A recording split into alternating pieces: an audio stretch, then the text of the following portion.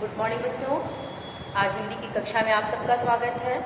कुछ आपको इसके पहले पढ़ाने से पहले मैं आपसे कहना चाहूँगी, कुछ आपको नोटिस भेजा गया है, उसको ध्यान से आप देखिएगा। उसमें आपको कुछ प्रोजेक्ट कार्य करने हैं, उसको देखिए। जैसे साइंस में तो आपको साइंस टीचर बताएंगे कि कैसे जो टॉपिक पढ़ाया गया है कैसे आपको ग्रुप में बनाना है, कैसे करना है।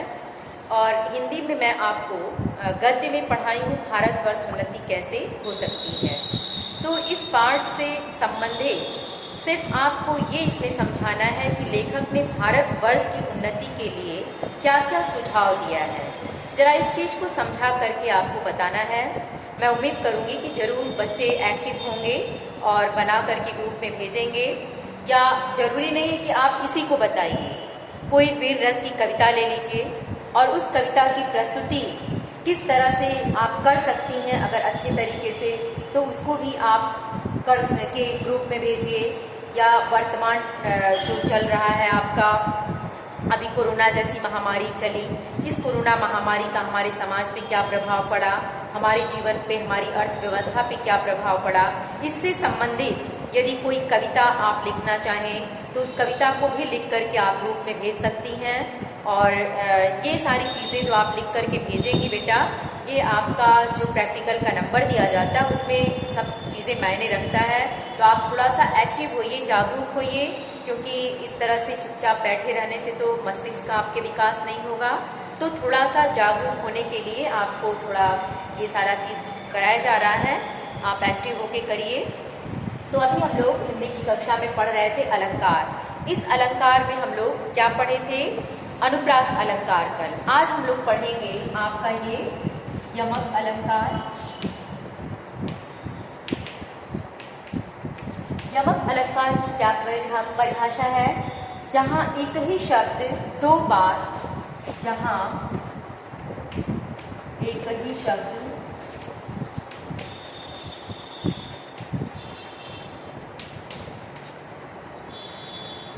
जहां एक ही शब्द दो बार आता है, लेकिन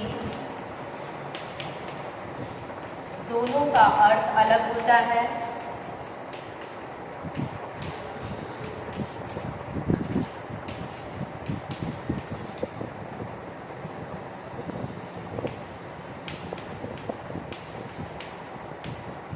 वहां क्या होता है? वहां आपका यमक अलंकार।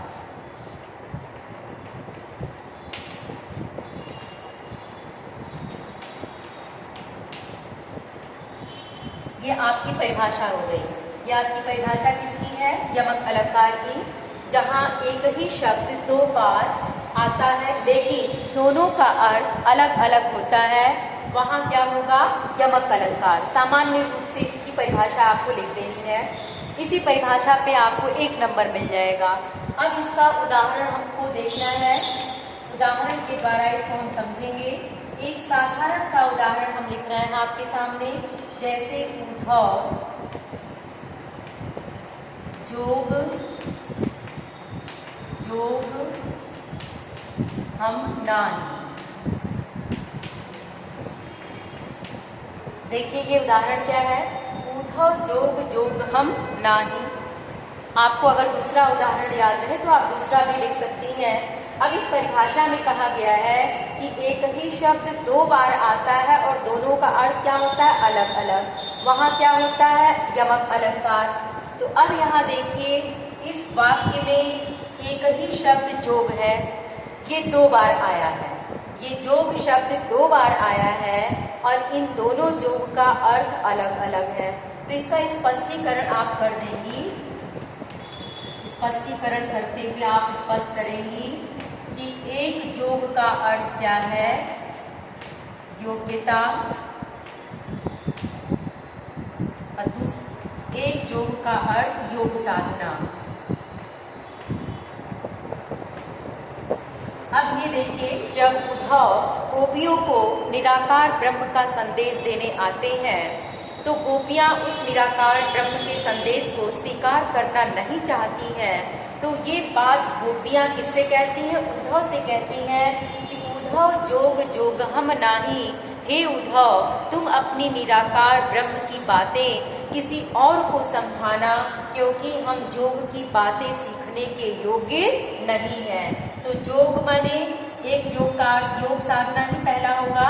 दूसरी योग्यता, तो ये बात किसने कहा? गोपियों ने। किससे कहा?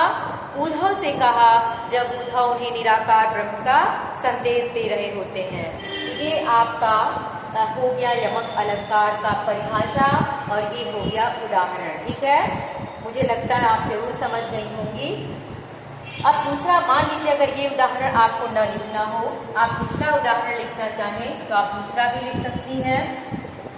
जैसे आप बहुत पढ़ी होंगी, कनक कनकते सौगुनी माँ दत्ता अधिकार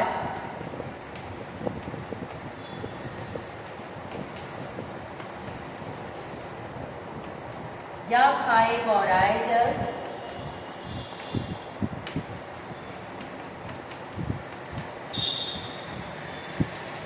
या पाए गौराए।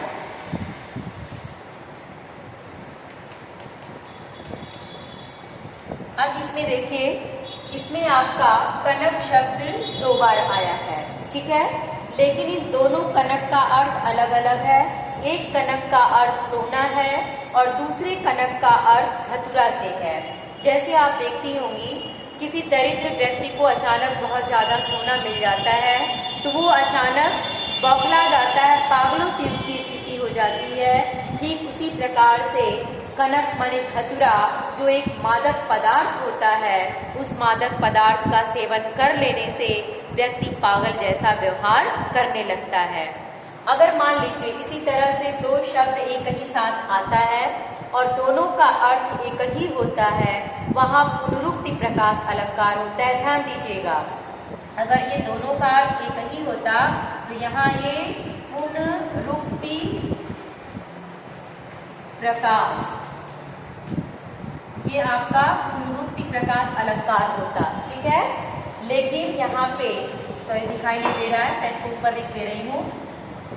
अगर ये दोनों का अर्थ एक ही है तो ये हो जाएगा आपका पुनरुक्ति प्रकाश। ये पुनरुक्ति प्रकाश एक अलंकार है। ठीक, लेकिन जहाँ दोनों का अर्थ अलग अलग होगा वहाँ क्या होगा? यमक अलंकार। इसी के संदर्भ में हम लोग देख लेते हैं श्लेष अलंकार।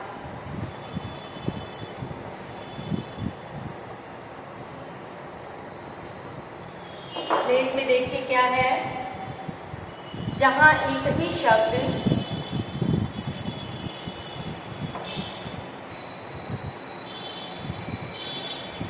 सबसे पहले तो श्लेष का शाब्दिक अर्थ जानिए। श्लेष का शाब्दिक अर्थ क्या है? चिपकना। श्लेष का शाब्दिक अर्थ होता है चिपकना। तो जहां एक ही शब्द के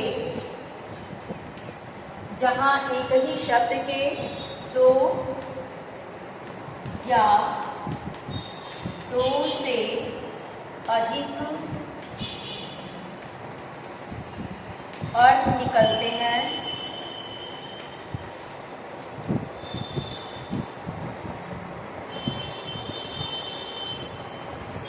वहाँ श्लेष अलंकार होता है।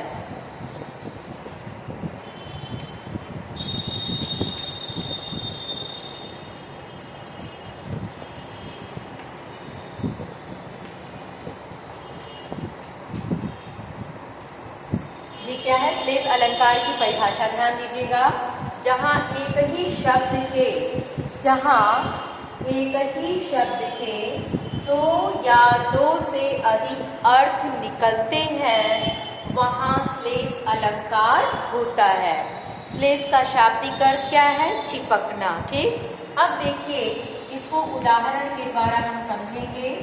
इसके पहले हम लोग क्या पढ़े थे? यमक पढ़े थे।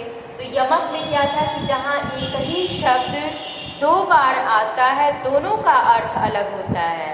और ये क्या कह रहा है कि जहाँ एक ही शब्द के 2 या 2 से अधिक अर्थ निकलते हैं वहां श्लेष अलंकार होता है। अब इसको उदाहरण द्वारा स्पष्ट करेंगे। सुबरन को खोजत फिरत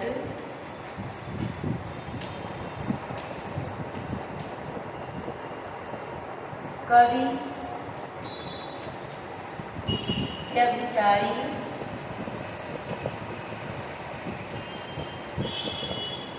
चोर। हालांकि इसकी लाइन ऐसे है, कहत धरत चिंता करत चितवत चारहु ओर सुबरन को खोजत फिरत कवि व्यभिचारी चोर। तो हम ऊपर की लाइन इसलिए नहीं लिखे हैं क्योंकि लेना हमको इसी से मतलब है, इसी में हमको इसी सुबरन के अर्थ कई अर्थ इसके निकले हैं, तो इसी के द्वारा मैं आपको स्पष्टीकरण करा दूंगी, इसलिए मैं इसके ऊपर की लाइन नहीं लिखी हूँ। अगर आप लिखना चाहें तो मैं बोल दे रही हूँ। कहत धरत चिंता करत चितवत चारहु ओर सुबरन को खोजत फिरत कवि व्यभिचारी चोर। हमने कहा ना कि एक शब्द के कई अर्थ जहाँ निकलते हैं वहाँ श्लेष अलंकार होता है। यहाँ कौन सा ऐसा एक शब्द है जिसका अलग अलग अर्थ है? तो यहाँ ये आपका सुबरन शब्द है। यहाँ ये सुबरन शब्द है, इस सुबरन शब्द का अलग अलग अर्थ निकला है। जैसे इस सुबरन शब्द का अर्थ कवि के संदर्भ में सुंदर अक्षर, इसका स्पष्टीकरण करेंगे तो लिखेंगे कवि के लिए। कवि के लिए इसका सुबरन का अर्थ क्या हो गया? सुंदर अक्षर। व्यभिचारी के लिए क्या हो गया? सुंदर, ये व्यभिचारी, सुंदर स्त्री।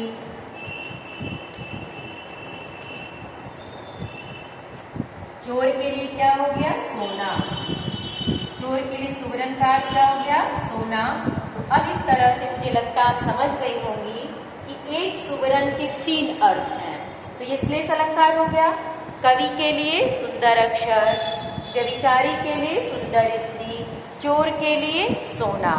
तो अब परिभाषा फिर से एक बार बता दूं। एक शब्द के कई अर्थ निकलते हैं, क्या हो जाएगा? श्लेष अलंकार।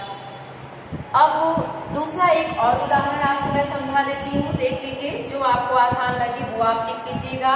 हर अलंकार का मैं आपको दो दो उदाहरण जरूर देती जाऊंगी। जैसे देखिए, पानी गए न उबरे मोती मानुष, मोती मानुष चून।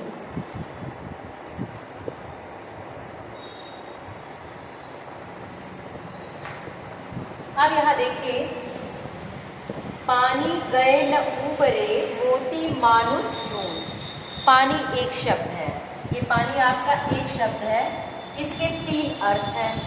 पहला, उबरे मोती मानुष चून, तो पहले मोती के संदर्भ में पानी का अर्थ चमक हो गया। मानुष के संदर्भ में अर्थात मनुष्य के, मानुष मतलब मनुष्य, मनुष्य के संदर्भ में इसका अर्थ इज्जत या सम्मान या प्रतिष्ठा, जो भी आप कह लीजिए, इज्जत, सम्मान या प्रतिष्ठा।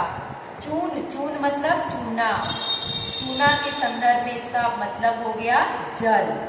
तो आपको स्पष्ट हो गया इस पानी का तीन अर्थ क्या है? मोती मानुष चून, तीनों के लिए इसका अर्थ अलग अलग है। तो मुझे पूर्ण विश्वास है कि मेरे बच्चे ये अलंकार एकदम अच्छे से समझ गए होंगे। तो आपका शब्दालंकार खत्म। अब हम लोग पढ़ेंगे, क्या पढ़ेंगे? इसके बाद आपका आ जाएगा अर्थालंकार, हम लोग पढ़ेंगे। शब्दा तो आपका खत्म हो गया, यही तीन था। अर्थालंकार में भी मैं सोच रही हूँ उसकी वीडियो भी मैं आपको आज दे दूँ। 3 अलंकार 4 अलंकार जो आप है तो बहुत सारे उसके लिए, लेकिन 3 या 4 आपके पाठ्यक्रम में है जो मैं आज आपको बता दूंगी। ठीक है। अब देखिए, ये अलंकार मैंने शब्दालंकार आपको समझा दिया। अब इस शब्दालंकार को कोई भी बच्ची अगर चाहे तो जैसे मैं इसको समझाई हूँ वैसे आप देखिए आज की टीचर बनके कि कैसे आप बच्चों को समझा पाती हैं ग्रुप में। ये कोशिश करिएगा। मेरे बच्चे बहुत अच्छे हैं। ज़रूर कोई बच्चा इतना एक्टिव होगा कि मेरी बात को ध्यान से सुनेगा और ग्रुप में एक बार फिर से किसी को पढ़ाएगा। और थोड़ा सा लिख करके नोट्स कॉपी कोई भी बच्ची मुझे नहीं भेजती है, मुझे इस चीज़ का बहुत दुख है। तो कृपया बेटा आप लोग भेजिए और अधिक से अधिक वीडियो देखिए जिसका लाभ आपको मिल सके। आप लोग बहुत उदासीन हैं, पढ़ाई के प्रति जागरूकता आपकी दिखाई नहीं दे रही है, क्योंकि वो मुझे पता चल जाता है कि आप कितना देख रही हैं कितना नहीं देख रही हैं। तो आपसे निवेदन है बेटा आप एक्टिव होकर पढ़ाई करिए जिसका फ़ायदा आपको मिले। Thank you.